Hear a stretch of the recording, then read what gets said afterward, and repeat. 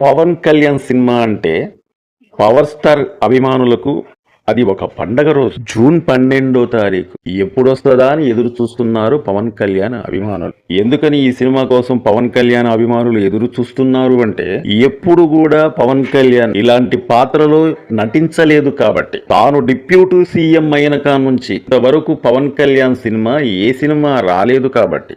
అంతేకాకుండా ఈ సినిమాతోనే పవన్ కళ్యాణ్ కి 29వ సినిమా కాబట్టి 29వ సినిమాతోనే పవన్ కళ్యాణ్ కి ఇంత స్టార్డమ్ వచ్చిందంటే ఇది మామూలు విషయం కాదు.